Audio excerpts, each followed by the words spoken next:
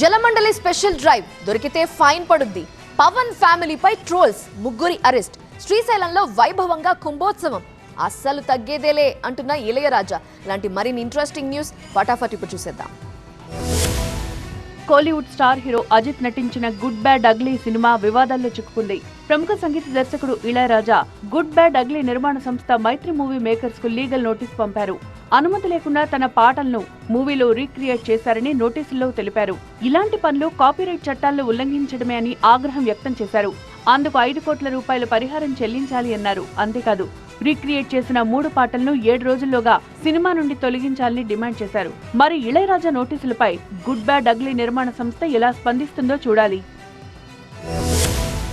హైదరాబాద్ లో నిబంధనలకు విరుద్ధంగా నల్లాలకు మోటార్లు బిగించిన వారిపై జలమండలి కొరడా ఝుళిపించింది. నల్లాలకు అక్రమంగా మోటార్లు బిగించిన వారిపై జరిమానాలు విధించింది. మోటార్ ఫ్రీ ట్యాబ్ డ్రైవ్ ను ప్రారంభించిన వాటర్ బోర్డు మాదాపూర్ లో ఆకస్మిక తనిఖీలు చేపట్టింది. ఈ డ్రైవ్ లో water board MD Ashok Reddy కూడా పాల్గొన్నారు. పలువురు నిబంధనలు ఉల్లంఘించినట్లు గుర్తించారు. నగర వ్యాప్తంగా 64 ఇల్లీగల్ మోటార్స్ స్వాధీనం చేసుకుని 84 మందికి పెనాల్టీ విధించారు. ఇలాంటి పనుల వల్ల అసలు నీళ్లే దొరక్క ఇబ్బంది పడే వాళ్ల పరిస్థితి దారుణంగా ఉంటుందన్నారు. నిబంధనలను ఎవరు అతిక్రమించినా కఠిన చర్యలు తప్పవన్నారు. AP deputy CM Pawan Kalyan కుమారుడు మార్క్ శంకర్ పవనోవిచ్ ఆరోగ్యంపై ట్రోల్స్ చేసిన ముగ్గురిని అరెస్టు చేశారు గుంటూరు జిల్లా ప్రతిపాడు పోలీసులు.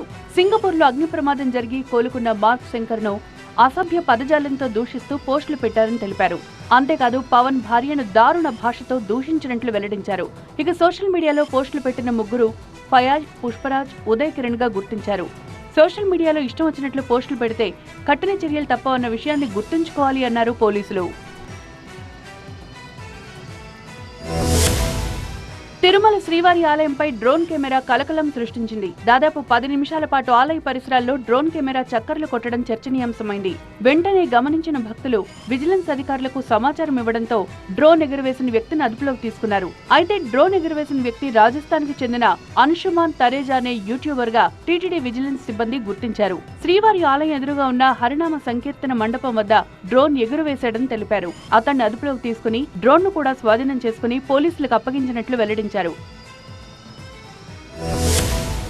నంద్యాల జిల్లా శ్రీశైల మహాక్షేత్రంలో బ్రహ్మరాంబికాదేవి కుంభోత్సవాన్ని అత్యంత వైభవంగా నిర్వహించారు.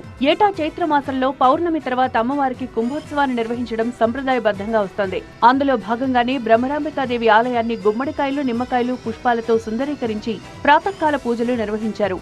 అనంతరం నవావరణ పూజ, ఖడ్గమాల, త్రిశతి, అష్టోత్తర కుంకుమ పూజలు, పారాయణాలు నిర్వహించారు. అలాగే పసుపు కుంకుమను సమర్పించి అమ్మవారికి శాంతి ప్రక్రియ క్రతువును సంప్రదాయబద్ధంగా పూర్తి చేశారు. డైరెక్ట్ ఫ్లైట్ రద్దు కావడంతో విశాఖ, విజయవాడ జర్నీని ఎక్స్ లో పంచుకున్నారు TDP MLA Ganta Srinivasarao. Andhra to Andhra via Telangana అంటూ రాసుకొచ్చారు.